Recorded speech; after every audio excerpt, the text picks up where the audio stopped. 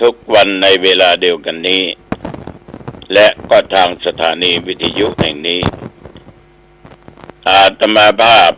โดยเจ้าวัดหนองตองหางดงจังหวัดเชียงใหม่ก็ได้นำเอาธรรมะมามาจาแก่ญาติแก่โยมได้ฟังแล้วเขาก็ได้ไหว้พระสวดมนต์โดยย่อโดยสังเขปถวายเป็นพระพรชัยมงคลแด่สมเด็จพระเจ้าลูกเธอเจ้าฟ้าพัชรกิติยภา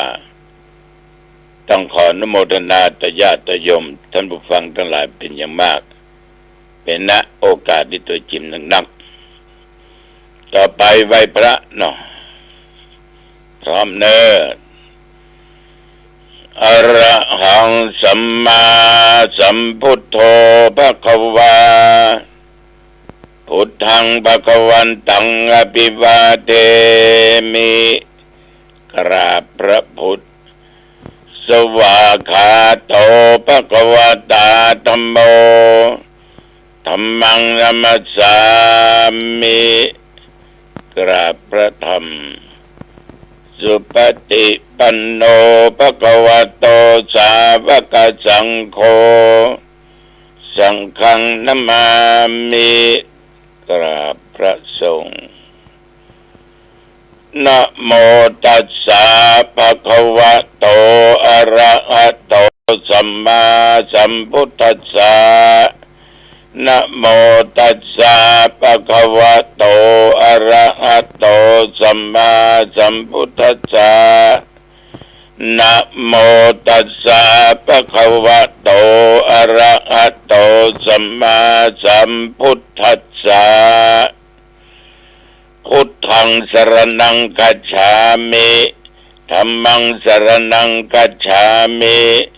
สังฆังสรณังคัจฉามิตุติยัมปิพุทธังสรณังคัจฉามิตุติยัมปิธัมมังสรณังคัจฉามิตุติยัมปิสังฆังสรณังคัจฉามิ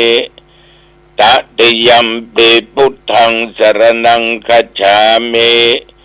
ตติยัมปิธัมมังสรณังคัจฉามิตติยัมปิสังฆังสรณังคัจฉามิอิติปิโสภะคะวะอะระหังสัมมาสัมพุทโธวิชาจรณะสัมปันโนสุขโตโลกวิทูอนุตตโรปุริสธรรมสารติสัทธาเทวมนุสสานังพุทโธภควาติยันตุนิมิตังอวมังคลัญจาโยจามนาโพสกุณัสสะสะโทปาปะกะโหตโสปินังอกันตังพุทธานุภาเว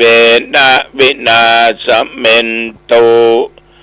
สวากขาโตภควตาธัมโมสันติติโกอากาลิโกเอหิปัสสิโกโอปัญญิโก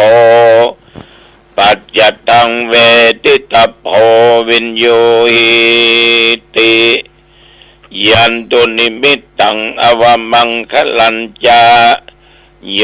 จามนาโพสกุณัสสะสะโทปาปะกะโหตุสุปินังอากันตังธัมมานุภาเวนะวินาสเมนตุสุปฏิปันโนภควโตสาวกสังโฆอุชุปฏิปันโนภควโตสาวกสังโฆยายะปฏิปันโนภควโตสาวกสังโฆสามีจิปฏิปันโนภควโตสาวกสังโฆยะติตังจัตตาริปุริสยุคานิอัตถปุริสปุคลาเอสาภควโตสาวกสังโฆ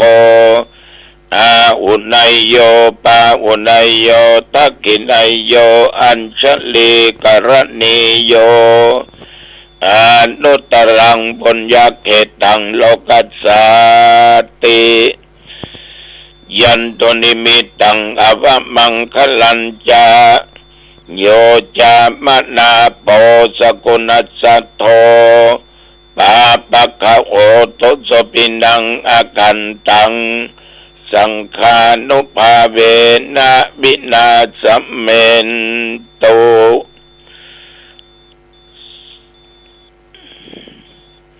วิปัสสิสานมัตโตจักขุมันตัสสะสิริมาโตสิกิสปินมัตโตสัพพุตานุกัมปิโนเวสปุสสานมัตโตนะหาตกัสสะตปัสสิโนนะมัตโตกัปปุสันตัสสะมารเสนะปมติโนโกนากมัสสะนะมัตโตพระมนัสสะพุสีมะโตกัสสปัสสะนะมัตโตวิปยุตตัสสะสัพพติอังคีรสัสสะนะมัตโตสักยะปุตตัสสะสิริมะโตโยอิมังธัมมเทเสสิสัพพตุขาปะโนทนังเยจาปินิพุตตาโลเกยะถาพุตังวิปัสสิสุงเตชนาอภิสุนามหันตาวิตัสสารธาวิชาจรณะอิตังเทวมนุสสนังยังนมัสสันติโคตมังวิชาจรณะสัมปันนังมหันตังวิตัสสารทังวิชาจรณะสัมปันนังพุทธังวันธามะโคตมันติยะโตหังปะกินิอริยญาชาติยาชาโตนาปิชานามิสัญจิตยะปานังชีวิตาวโรปิตวาเตนะสัจเจนะโสติเตโหตุโสติกัปปัสสะโพชังโคสติสังฆโตธัมมนังวิจโยตถาวิริยัมปิติปัสสติโพชังคาจัตถาปะเรสัมมาตุเปกะโพชังคาสัตติเตสัพพทักษินามุนินาสัมมทัคคตา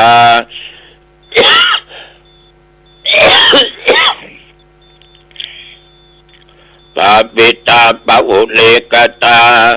สังวัตันติอภิญญายานิพพานายาจะโพธิยาเอเตนะสัจจวัชเชนะโสธิเตโหตุสัพพทาเอกัสสมิงสมะเยนะโทโมคลานันจกัสสปังคิลเนตุกิเตติสวาโพชังเคสัตตะเทสเยเตจัตตังอภินันติตวาโรคามุจิงสุตังคเนเอเตนะสัจจวัชเชนะโสติเตโหตุสัพพทาเอกทาธรรมราชาปิเกลัญเยนาปิปิริโตยุนดเทเรนตัญเยวะพนาเปตวานะสาธรังสัมโมทิตวาจะอภาธาตัมหาพุทธาสิธานะโสเอเตนะสัจจวัชเชนะโสติเตโหตุสัพพทาตาอินาเตจะอปทาตินนันนัมปิมะเยสินังมัคคาอัตตกิเลสาวะปัตตานุปติธรรมตังเอเตนะสัจจวัชเชนะโสทิเตโหตุสัพพทาภวตุโส มังคลังรักขันตุสัพพเทวตาสัพพพุทธานุภาเวนะสัทธาโสธีภวันตุเตภวตุสัพพมังคลังรักขันตุสัพพเทวตาสัพพธรรมานุภาเวนะสัทธาโสธีภวันตุเตภวตุสัพพมังคลังรักขันตุสัพพเทวตาสัพพสังฆานุภาเวนะสัทธาโสธีภวันตุเตได้เดชานุภาพพุทธานุภาพธรรมานุภาพสังฆานุภาพ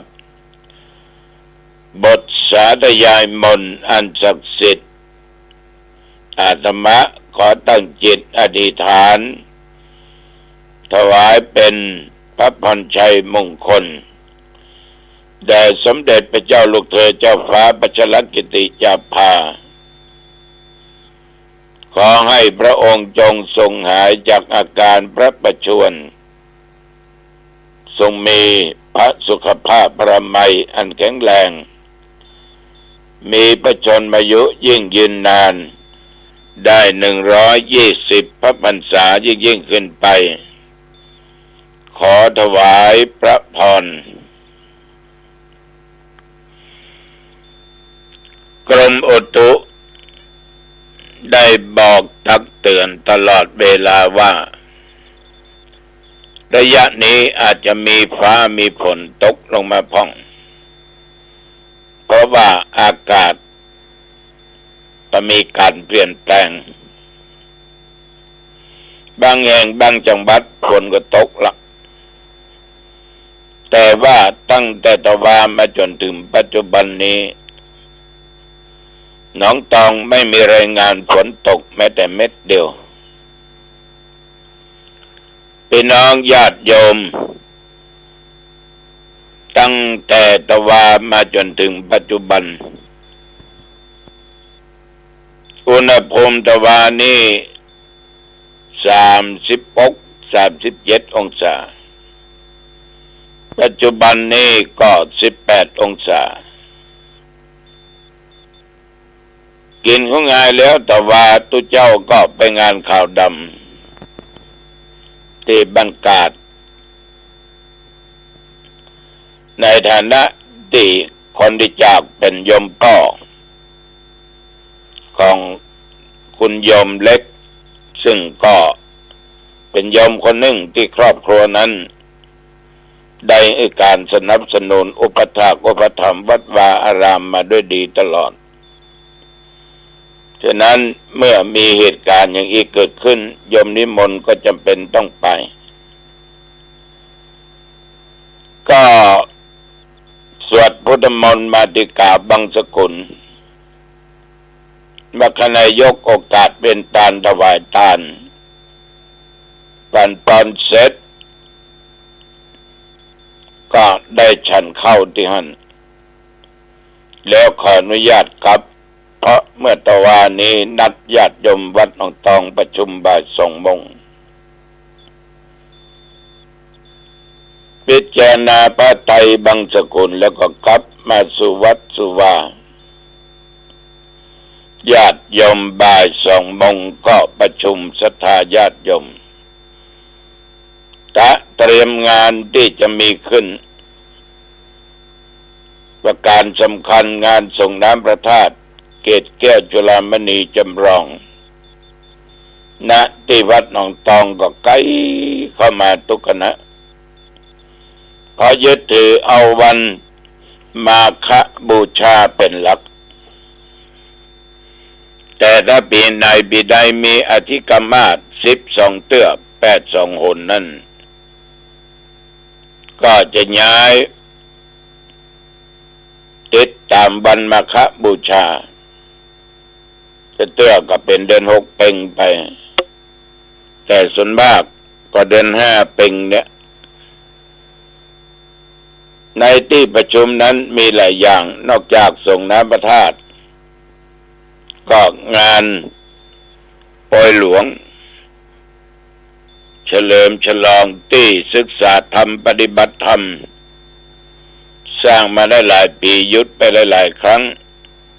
เพราะว่าอาพาธก็จะมีการตานวิหารโยมแม่รุสุคนเนอร์ที่เป็นเจ้าภาพเก่าภาพม่านก็ดีประตูหน้าต่างก็ดีเต้นพระพุทธประธานในวิหารนั่นก็ดีก็จะให้มีการได้กินได้ทานกันมีวิหารมีศาลากุฏิ3 หลังห้องน้ำ7-8 ห้องด้วยกันแล้วก็ปรับพื้นที่ตาสีอันตาสีนี้ใช้งบประมาณในการก่อสร้างนั้นด้วยแรงศรัทธาของญาติของโยมทุกสารทิศอันเป็นมิตรในทางธรรมได้ร่วมจิตร่วมใจกันสร้างหมดไปถ้าตึงถมที่ถมยังก็4 ล้านปลายตาหนึ่งกำนอตาหนึ่งกำก็กำหนดเอาวันที่20 เดือนเมษายนวันที่20 เดือนเมษายนตั้งแต่กินของงายจบจะมาค่ำเมื่อคืนวะก็จะได้ออกนิมนต์หัววัดต้นเดือนมีนาจากนั้นญาติโยมก็โอ้ถึงเรื่องมหรสพก็ว่าสุดจะแต่ก็ปองญาติโยมเขาจะจัดอย่างใดก็สุดแล้วแต่ญาติโยมใช้เวลาประมาณ2 ชั่วโมงกว่าก็เลิกกันแต่วันนี้จะออกกำลังกายก็ได้ก็มีโยมเข้ามาก็ปิ๊กจะออกละจะเดินละมีโยมเข้ามานั่งอู้จนพอค่ำอาบน้ำอาบท่าก็ใส่ผ้าไปช่วยสวาธุเจ้านมหรือพระครูวิสิตปทุมวัดปัดหนองบัวเปิ้นเข้ากำกันที่หน้าวัดพอดีว่างท่านพระครูโทรมาก็ว่าว่างพอดีมันล่างจะได้ไปเผยแพร่ธรรมเทศทำเข้ากำก็ดีงานศพของพระเจ้าพระเนนก็ดีในเปลืองตรงนั้นเอาบุญเอากุศลช่วยหอมตอยสังตอยกันเทศตอยหอมมดอันเนี้ยธรรมาภาพก็ไปทำภาระของธรรมาภาพตั้งแต่เช้าจนยันค่ำคืนและก็ปัจจุบันประเดี๋ยวนี้ในวันนี้ญาติโยมกินของงายแล้วไปเจริญพุทธมนต์ที่วัดต้นงิ้วนะวัดต้นงิ้วตำบลสันพักหวานแล้วก็กลับมาตอนค่ำเวลาสัก7 โมงก็จะไปที่บ้านเกาะหรือว่ารุกะลามในงานข่าวดำจากนั้นก็จะไปที่วัดตาบุญเรืองอำเภอหางดงจังหวัดเชียงใหม่เปิ้นมีงานอบรมสมโภชก็ไปตามที่เปิ้นนิมนต์ตามที่เปิ้นศรัทธาเพราะเราเป็นพระญาติโยมทั้งหลายบางอย่างนั้นต้องนึกถึงน้ำจิตน้ำใจของแต่ละบุคคลถ้าเปิ้นมีศรัทธามีน้ำใจเปิ้นก็คงไม่มานิมนต์เปิ้นมานิมนต์ก็บ่มันมีความเชื่อความเลื่อมใสมีศรัทธาเราก็เลยไม่ตัดศรัทธาไม่ขาดใจศรัทธาไม่ขาดศรัทธาสาธุชนญาติโยมคำว่าศรัทธาเนี่ยแปลว่าความเชื่อแปลว่าความเชื่อเมื่อศรัทธาหรืออุบาสกอุบาสิกาเนี่ยได้ทำตัวทำตนประพฤติปฏิบัติดีปฏิบัติชอบอันประกอบไปด้วย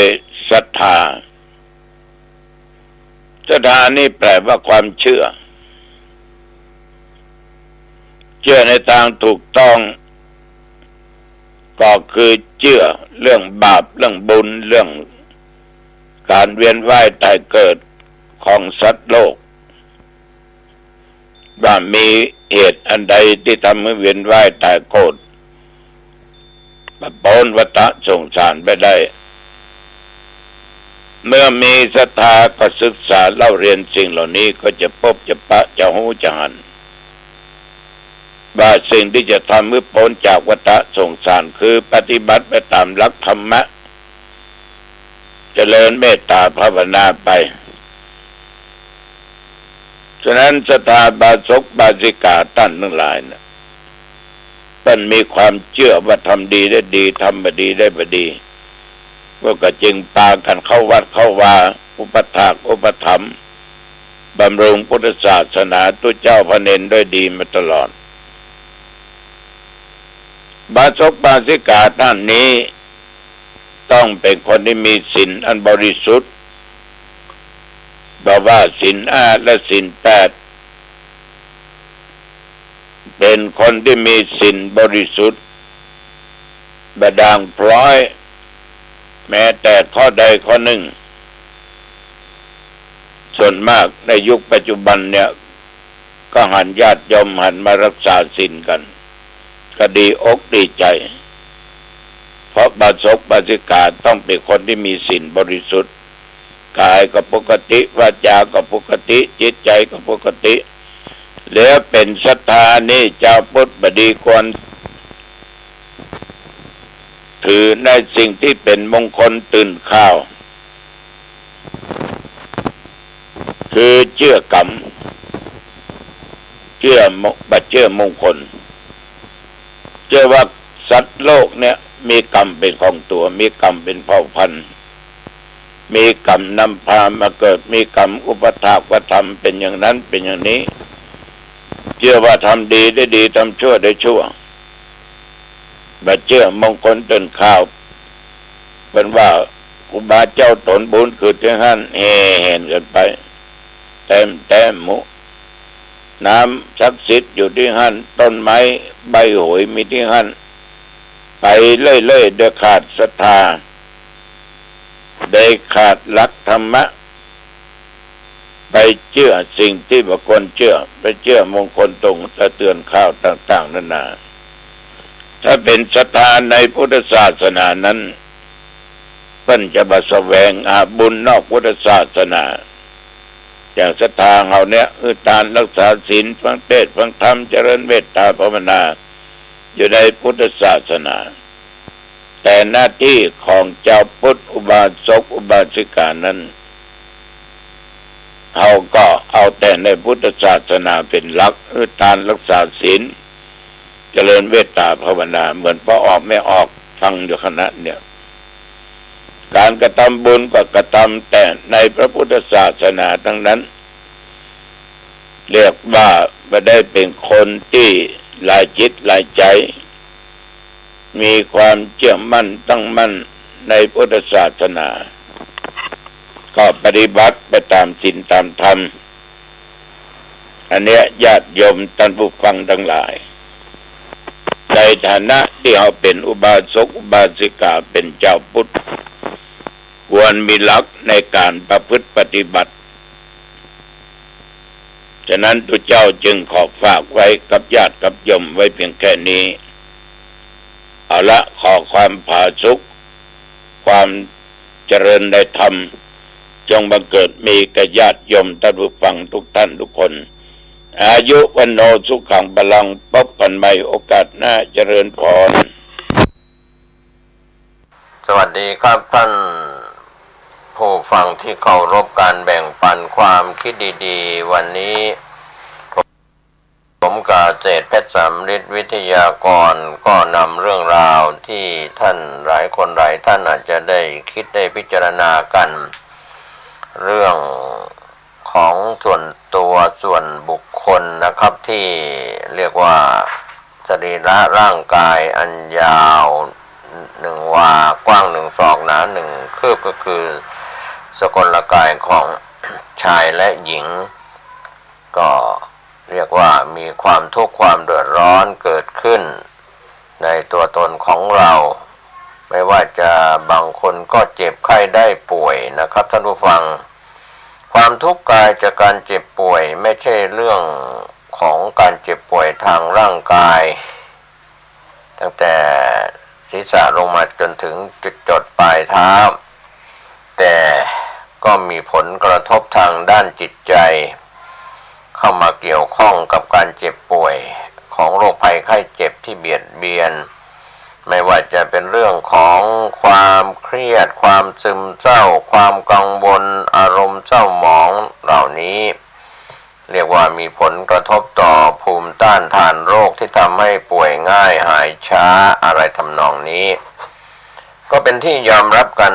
ในวงการแพทย์ว่าความโกรธเป็นปัจจัยสำคัญของโรคหัวใจความโลภอาจทำให้ติดยาเสพติดหรือเป็นกามโรคได้อีกเรื่องหนึ่งกำลังเป็นที่วิตกกันมากก็คือนิสัยการกินการบริโภคอาหารหวานข้าวเครื่องดื่มคนจำนวนมากนะครับยอมกินอาหารที่เป็นพิษต่อร่างกายเพียงเพราะชอบรสชาติคนสมัยปัจจุบันเป็นโรคเพราะวิถีชีวิตโรคอ้วนสาเหตุก็คือการกินมากเกินความต้องการของร่างกายใน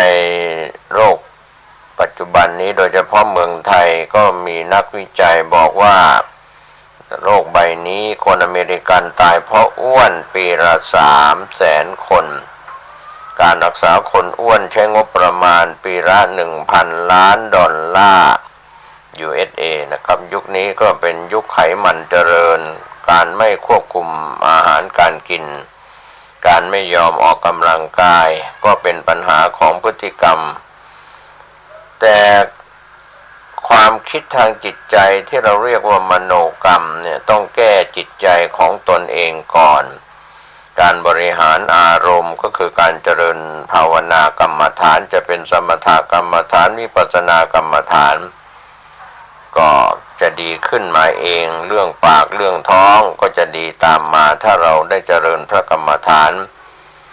เรียกว่าไม่ต้องกินแก้กุ้มไม่ต้องกินแก้เบื่อไม่ต้องกินแก้เหงาอีกต่อไปนะครับท่านผู้ฟังการฝึกจิตก็จะทำให้รู้จักปล่อยวางความยึดมั่นในอารมณ์คนเรารู้จักบริหารอารมณ์ให้ดีก็จะช่วยทางด้านสุขภาพร่างกายได้ดีโรคที่เกิดจากกรรมเป็นสมุฏฐานก็ยังคงมีอยู่จริงนะครับท่านผู้ฟังแต่โรคที่มีสาเหตุสำคัญมาจากจิตก็มีไม่น้อยทีเดียวยารักษาโรคที่กระทรวงสาธารณสุขต้องซื้อมาจากต่างประเทศในราคาแพงๆก็จะลดลงไปการนั่งหลับตานั้นช่วยฟื้นฟูเศรษฐกิจของประเทศประหยัดแค่ราคายานอนหลับยากล่อมประสาทก็ได้เงินมหาศาลแล้วการทำความเพียรในการเจริญสมาธิเจริญภาวนาเจริญกรรมฐานนี่นะครับท่านผู้ฟังถือว่ามีความสำคัญโดยเฉพาะพี่น้องชาวพุทธไม่ว่าเราจะเป็นนักบวชหรือคฤหัสถ์คฤหัสถ์ผู้ครองเรือนเราควรจะเอาใจใส่ก็เรียกว่าตั้งใจเรื่องจิตตภาวนากรรมฐานคำว่าภาวนานี่ก็คือการเจริญให้เจริญก็คำสมัยใหม่ก็ใช้คำว่าพัฒนาไม่ภาวนาก็คือไม่พัฒนาจิตใจก็หมายความว่าสุขภาพร่างกายไม่ดีผลร้ายที่เกิดจากการที่จิตใจก็จะขาดกำลังใจการอ่อนแอทางจิตใจก็ปรากฏให้เห็นทั้งหญิงและชายทั้งเด็กทั้งผู้ใหญ่ทุกเพศทุกวัยความอ่อนแอที่ปรากฏออกมาจากจิตใจเรียกว่าจิตตชรูปก็เรียกว่าไหลไปตามอารมณ์บางคนนั้นก็หมกมุ่นในเรื่องความใคร่ในกามสิ่งทั้งหลายก็มีความอยากเรียกว่าอยากมีอยากเป็นกันทุกคนแต่ว่ารู้จักพอประมาณไม่หมกมุ่นเรียกว่าลืมนึกถึงผลเสียที่เกิดจากความอยากความมืดความ ต้องการมากเกินไปก็เลยเป็นนิสัยหงุดหงิดเป็นคนขี้รำคาญขี้เบื่อกลั่นกลุ้มว้าวุ่นสารพัดเรื่องนะครับจิตใจคนเรานั้นไม่ได้รับการพัฒนาจากการเจริญภาวนากรรมฐานแม้ว่าจะ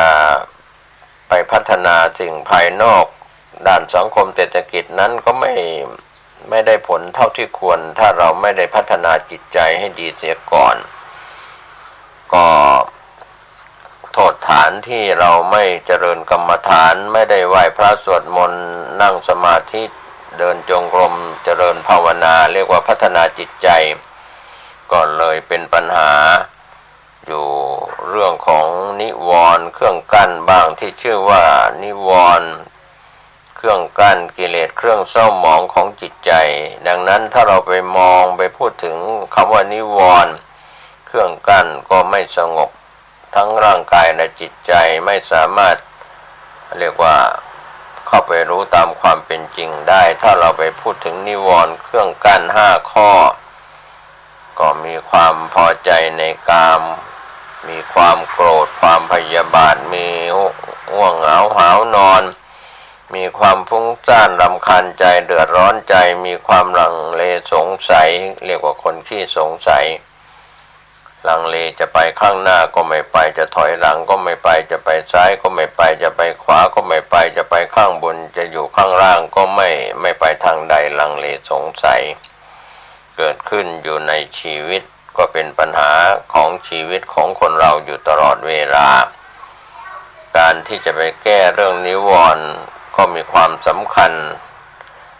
เมื่อความไม่รู้มีเครื่องกั้นนิวรณ์5ก็คืออวิชชาความไม่รู้เนี่ยไม่เข้าใจในชีวิตของตัวท่านเองเหตุของทุกข์ก็เกิดที่ตัวเราเองห่อหุ้มจิตใจอยู่เครื่องกั้น5ประการก็หล่อเลี้ยงอยู่ในจิตใจในสกลกายในตัวเราแม้ว่าคนเราจะจบการศึกษาจะฉลาดปานใดปราดเปรื่องในวิชาการที่เคยเรียนมาขนาดไหนอย่างไรก็ตามนะครับท่านผู้ฟังเราทุกคนถ้าอยู่ในเขตอันตรายตราบใดที่เรายังมีนิวรณ์มีกามมีความโกรธมีความเบื่อหน่ายท้อถอยฟุ้งซ่านรำคาญใจแล้วก็เป็นคนขี้สงสัยก็ไม่มีทางทำลายความไม่รู้วิชาก็ไม่เกิดมีแต่อวิชชาความไม่รู้ทำลายตัวเราเองเรียกว่าจมอยู่ในปรักของกองทุกข์ก็หนีทุกข์ไม่พ้นนั่นแหละครับท่านผู้ฟังก็พูดถึงเรื่องของการนั่งสมาธินั่งหลับตานั้นก็เป็นส่วนหนึ่งของการฝึกจิตฝึกใจที่เป็นอิสระจากเครื่องเศร้าหมองจุดเด่นของคนที่นั่งสมาธิคำว่าเป็นอิสระจากเครื่องเศร้าหมองประเภทที่เรียกว่านิวรณ์ก็ได้ไม่มีเครื่องกั้นความเป็นอิสระจากเครื่องเศร้าหมองเป็นสิ่งที่น่าปรารถนา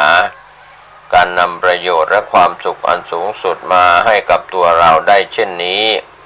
เมื่อให้กับตัวเราเองได้ก็นำความสุขให้พาคนในครอบครัวนั่งสมาธิพาคนในชุมชนในหมู่บ้านนั่งสมาธิพาคนในสังคมนั่งสมาธิถ้าพากันทำกรรมฐานเดินจงกรมนั่งสมาธิมากขึ้นความครอบงำทางเครื่องเศร้าหมองใจเครื่องกั้นก็จะเบาบางไป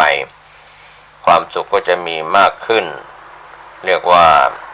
ทุกวันนี้เรามีความทะยานอยากเท่าไหร่ก็ไม่รู้จักคำว่าพอดีไม่นานก็กลับไปทำผิดศีลผิดธรรมชินแล้วก็เบื่อแล้วก็อยากเบื่ออยากอยู่อย่างนั้นแหละครับท่านผู้ฟังก็เหมือนจิตใจของเราเนี่ยเหมือนถังน้ำที่รั่วเมื่อถังน้ำรั่วน้ำที่อยู่ในถังนั้นก็หายไปดังนั้นจิตใจที่เป็นอิสระจากเครื่องกั้นทั้งหลายก็มีลักษณะเป็นพิเศษหลายอย่างประการแรกเราลองไปดูในด้านคุณภาพสิ่งดีงามต่างๆ ตัวอย่างเช่นความละอายต่อบาปความกตัญญูรู้คุณกตเวทีตอบแทนผู้มีพระคุณความเมตตาปรารถนาดีกรุณาช่วยเหลือผู้อื่นก็เบิกบานในจิตใจของตนเองก็ห่างจากความคิดที่ผิดเหมือนพืชผักต่างๆที่ขึ้นในดินงอกงามในดินอย่างดีส่วนประการที่สองกำลังก็คือมีกำลังมีความอดทนมีความขยันหมั่นเพียรมีความหนักแน่นครุนะครับหนักแน่นมีความรู้สึกรับผิดชอบความกล้าในการทำสิ่งที่ถูกต้องก็เรียกว่าจิตใจก็ยอมโอนอ่อนไปในทางที่ดีก็สามารถพินิจพิจารณาอย่างลึกซึ้งเรียกว่าสุขุมคัมภีรภาพในส่วนนี้ก็ถือว่าเป็นส่วนที่สองกำลังคือความอดทนส่วนข้อแรกคุณภาพก็ทั้งคุณภาพและกำลังความอดทนนั้นมีส่วนทั้งสองประการส่วนประการที่สามพอเรานั่งสมาธิหรือเจริญพระกรรมฐานเจริญวิปัสสนากรรมฐานเดินจงกรมนั่งสมาธิข้อที่สามจิตใจก็สงบไม่เครียดไม่วิตกกังวลผ่อนคลายสบายส่วนประการที่สี่ความสุขก็เกิดขึ้นเป็นความสุขที่เกิดจากความบริสุทธิ์กว่าความสุขจากเนื้อหนังจากกามคุณอารมณ์จากสิ่งรอบข้างมีสมบัติภัตตานเข้าของเงินทองบริวาร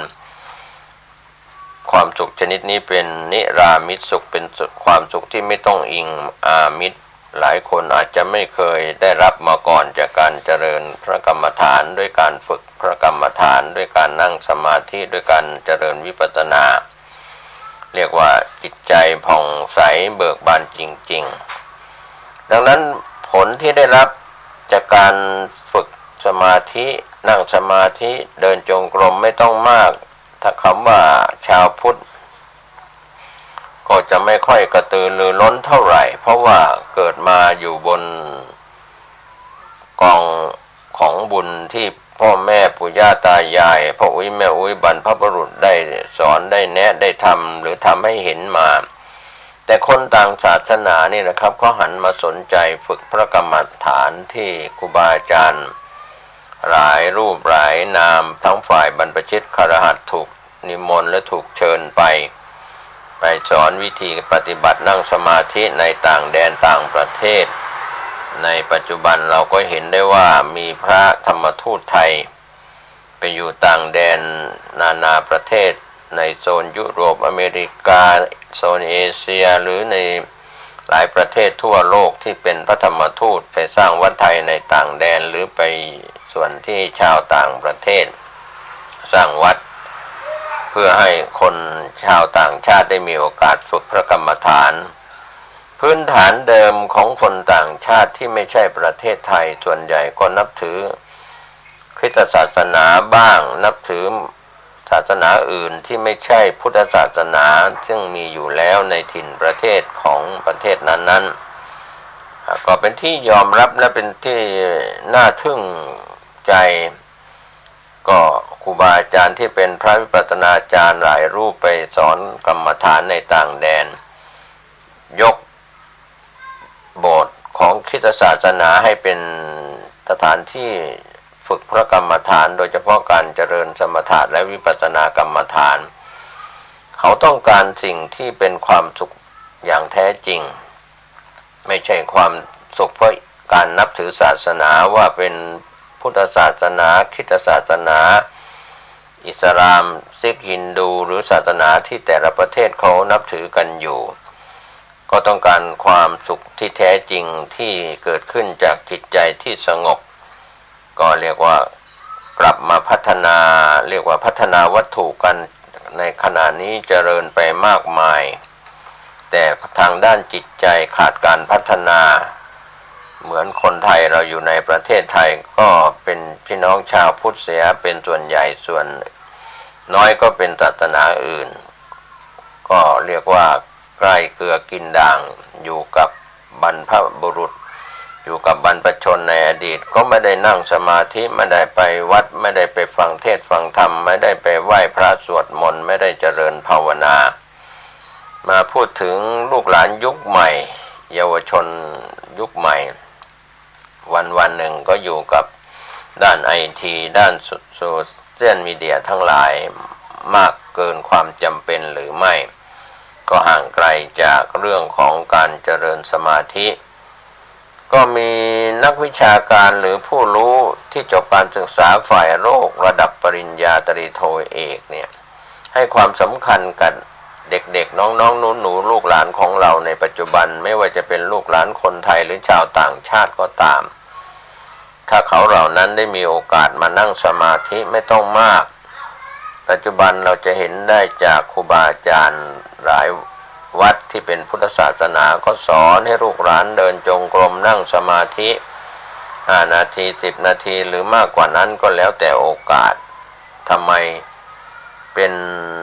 ธรรมโอสถชั้นหนึ่งโรคภัยไข้เจ็บก็ไม่ต้องมาเบียดเบียนลูกหลานคนสูงอายุได้มีโอกาสปฏิบัติธรรมมากขึ้นโรคภัยไข้เจ็บทางด้านโรคเกี่ยวกับจิตใจโรคเกี่ยวกับสารพางกายก็อาจจะเจือจางหรือเบาบางไปก็ในยุคนี้เราไปเชื่อวงการแพทย์ที่เป็นแพทย์ภายนอกที่เป็นส่วนใหญ่แต่จิตแพทย์ก็มีผู้ที่ศึกษาน้อยแม้แต่จิตแพทย์ที่ว่าเป็นจิตแพทย์ที่เป็นที่ยอมรับก็อาจจะไม่ได้เข้ามาฝึกพระกรรมฐานที่จะเป็นคำสอนที่จะไปแก้ความทุกข์ทางจิตใจได้อย่างแท้จริงก็เรียกว่าเราใกล้เกลือกินด่างจริงๆสำหรับคนไทยอยู่ใกล้ของดีแต่ไม่ได้นั่งสมาธิไม่ได้เจริญพระกรรมฐานไม่ได้เจริญภาวนาไม่ได้ไหว้พระสวดมนต์ไม่ได้สงบจิตสงบใจก็ในยุคนี้ผู้ดำเนินรายการก็พยายามแบ่งปันความคิดดีๆว่าเราหันมาอาจจะเช้าสายบ่ายเย็นกลางคืนในรอบ24 ชั่วโมงเราปล่อยเวลาล่วงเลยไปมากแล้วมีเวลาเท่ากัน24 ชั่วโมงหันมาเริ่มต้นหันมานั่งสมาธิหันมาปฏิบัติธรรมก็จะได้ปลดปล่อยความวิกฤตส่วนตัวที่เกี่ยวกับจิตใจและมรสุมชีวิตก็หันมาสงบทบทวนชีวิตใหม่บางคนเมื่อได้เจริญภาวนาได้เจริญกรรมฐานอาการป่วยหนักก็เบาบางที่จะเสียชีวิตก็ไม่ได้เสียชีวิตจิตใจดีขึ้นความผิดหวังก็กลายเป็นสมหวังเมื่อได้นั่งสมาธิได้เจริญภาวนาก็คำว่าวิกฤตนั้นทั้งสงครามเศรษฐกิจสงครามสังคมสงครามการชั่วราษฎร์บังหลวงคอร์รัปชันต่างๆแฝงมาในทุกรูปแบบสังคมที่อยู่บนพื้นฐานของการโกหกหลอกลวงไม่อยู่ในศีลไม่อยู่ในธรรมก็ทำให้มีปัญหาตามมาในสังคมของครอบครัวสังคมชุมชนสังคมในระดับประเทศและนานาประเทศก็เรียกว่าสมหวังก็กลายเป็นผิดหวัง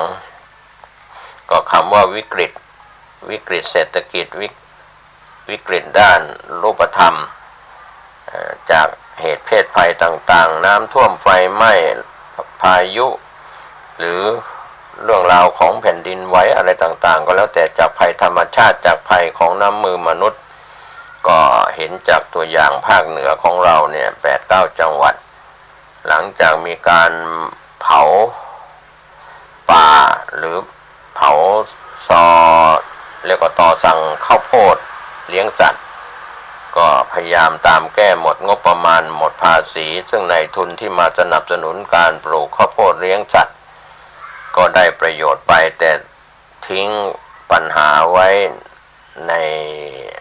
ด้านหลังในพื้นที่ก็มีการเผาหรือการจุดไฟเผาป่าก็ดีดังนั้นการป้องกันไฟป่าหมอกควันต่างๆนั้นทั้งในประเทศไทยหรือในประเทศเพื่อนบ้านก็ตามในหลายจังหวัดก็ แก้ไม่ถูกจุดที่ว่าในส่วนที่ทำไมไม่หยุดการเผาไม่ปล่อยให้เป็นไปตามธรรมชาติกิ่งไม้ใบไม้ที่ร่วงหล่นนั้นตามหลักถ้าเราไม่เผามันก็เป็นจุลินทรีย์เป็นปุ๋ยตามธรรมชาติอย่างยุคอดีต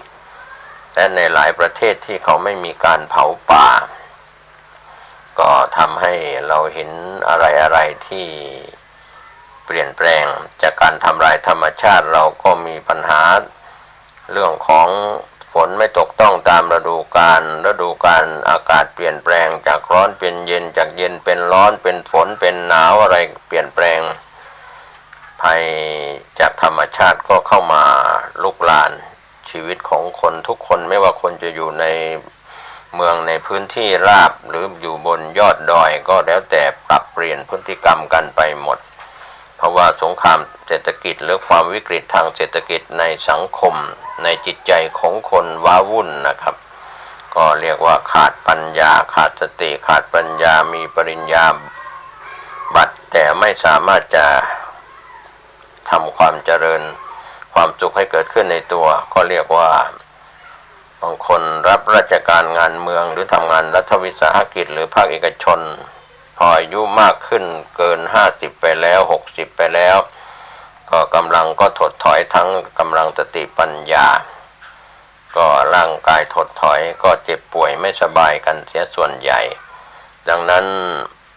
การที่เราจะ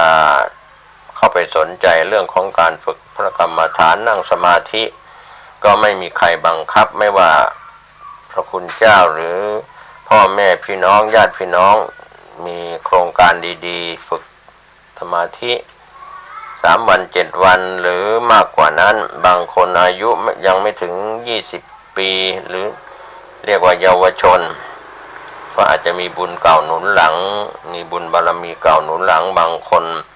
มีอายุแก่เฒ่าชราแก่ชรา80ขึ้นไปแล้วก็ไม่เคยคิดที่จะมานั่งสมาธิจะเจริญภาวนาก็ล้มป่วยเจ็บตายกันไปเรื่องของกินกามเกลียดก็กลับมาลบเล้าตัวของตัวท่านเองทั้งหญิงทั้งชายจะเป็นหญิงชราชายชราหรือจะมีฐานะการงานการเงินดีอย่างไรก็เรียกว่าไม่สามารถจะเอาตัวรอดปลอดภัยจากปัญหาการเก่าไม่ถูกที่คันการ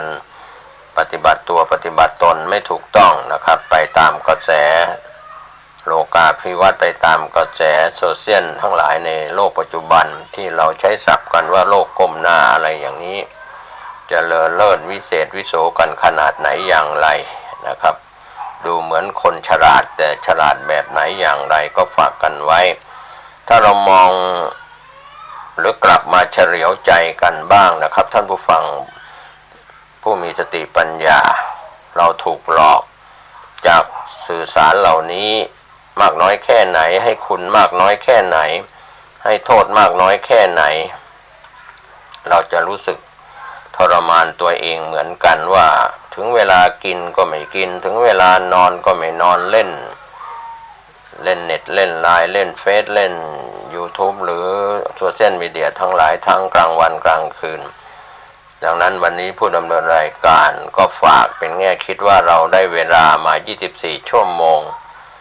พร้อมกันพระอาทิตย์ขึ้นพระอาทิตย์ตกพระจันทร์ขึ้นพระจันทร์ตกก็ได้เวลามา24 ชั่วโมงแล้วเราปล่อยเวลาที่มีค่าเหล่านั้นมาทำลายตัวเอง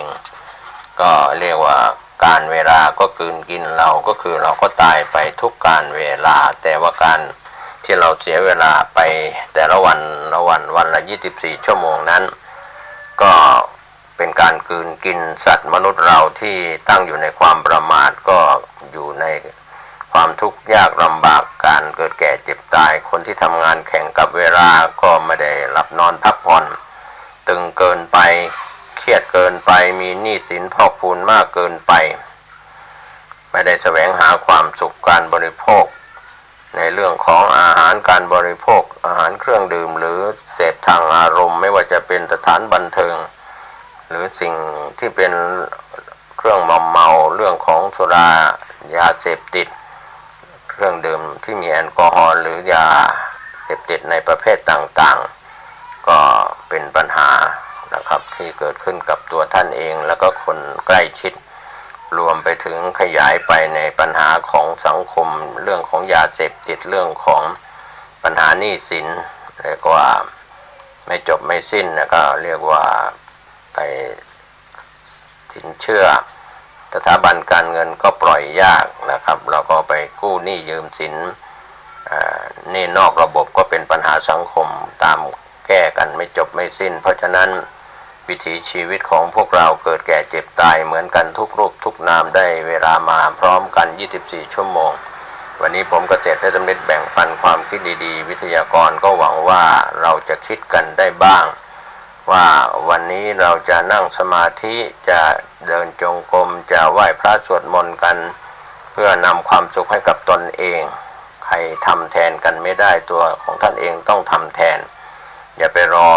ว่าเราตายไปลูกหลานจะทำบุญอุทิศส่วนกุศลไปให้ได้ไม่ได้ได้รับไม่ได้รับยังไม่มีอะไรเที่ยงแท้แน่นอนวันนี้ก็ขอให้ท่านผู้ฟังผู้มีสติปัญญารีบเร่งตนเป็นที่พึ่งของตนตั้งอยู่ในความประมาทสุขกายสุขใจโดยทั่วหน้ากันสวัสดีครับสวัสดีครับ